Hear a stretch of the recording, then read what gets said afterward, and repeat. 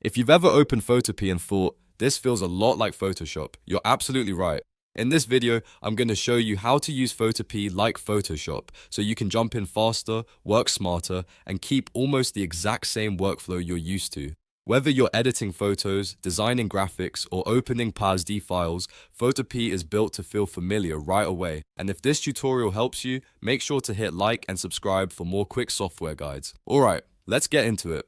The first thing to understand is the workspace. Photopea was designed with a Photoshop-style layout, so the tools are on the left, the options bar is on the top, and your layers, paths, and history panels are on the right. If you've used Photoshop before, this should instantly feel natural. That means you do not have to relearn everything from scratch. You can simply bring your existing habits into Photopea and start working. Now let's talk shortcuts, because this is one of the biggest reasons Photopea feels so close to Photoshop. The default keys are very similar. Press V for the Move tool, B for Brush, M for Marquee, L for Lasso, and Z for Zoom. Once you start using those shortcuts consistently, your speed will improve dramatically.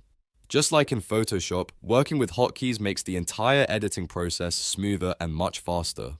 Next, let's go over layers. Photopea handles layers in a very Photoshop-like way, which is great if you already understand non-destructive editing. You can stack layers, reorder them, hide them, lock them, and group them just like you would in Photoshop. If you double-click a layer of a thumbnail, you can edit smart objects in a nested tab. That's a huge advantage because it keeps your workflow organized and flexible. Smart objects are fully supported, so you can make edits without permanently damaging your original asset. Layer styles are another area where Photopea shines. If you double-click a layer, you'll see style options like drop shadow, inner glow, stroke, and bevel. These are the same kinds of effects many Photoshop users rely on every day, so if you want to create text effects, add depth to graphics, or make a design pop, you can do it inside Photopea with a very similar process. You'll also find adjustment layers at the bottom of the Layers panel using the half-filled circle icon. This is where you can make non-destructive changes to things like color, brightness, contrast, and curves. If you've used Photoshop before, this will be immediately recognizable. Adjustment layers are one of the best ways to edit professionally because they let you tweak your image without destroying the original pixels. Now let's set up a true Photoshop-style workflow inside the browser. First, if you want to remove distractions, go full screen. Press F11 on Windows or FN plus F11 on some laptops to hide the browser tabs and navigation bars. This makes Photopea feel much more like a dedicated desktop app. If you're focused on editing, this is a simple change that makes a big difference. The next step is working directly with PSD files.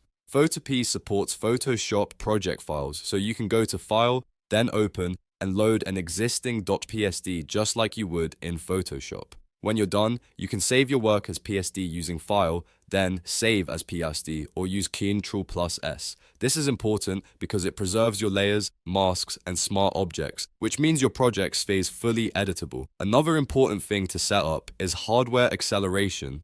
Since Photopea runs in your browser, performance depends a lot on your system and browser settings. Make sure WebGL or hardware acceleration is enabled so Photopea can use your GPU.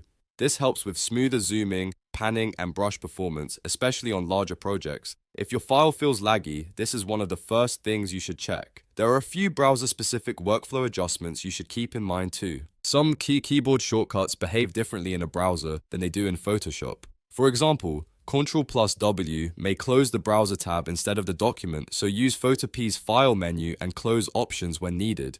Ctrl+N may open a new browser window rather than a new project, so again, rely on the Photopea menus if a shortcut behaves unexpectedly. These little differences matter, especially if you want to avoid accidentally losing your work. Also remember that Photopea uses your browser memory and your computer's RAM. That means if you're working on very large files with lots of layers, it's a good idea to close extra tabs so your system has more memory available. This helps reduce lag and keeps your editing experience more stable. And yes, Photopea can also work with some Photoshop extras. It supports basic Photoshop actions and brush presets, including .atn and .abr files. If you have custom brush files, you can drag and drop ABR files directly into the Photopea window to load them. That makes it even easier to bring your Photoshop setup into the browser. So the big takeaway here is simple. If you know Photoshop, you can adapt to Photopea very quickly because the layout, tools, shortcuts, and layer logic are all designed to feel familiar.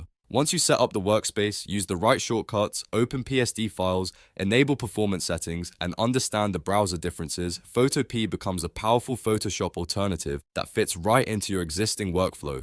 If this video helped you, go ahead and hit the like button, subscribe for more tutorials, and let me know in the comments what software you want to learn next. Thanks for watching, and I'll see you in the next one.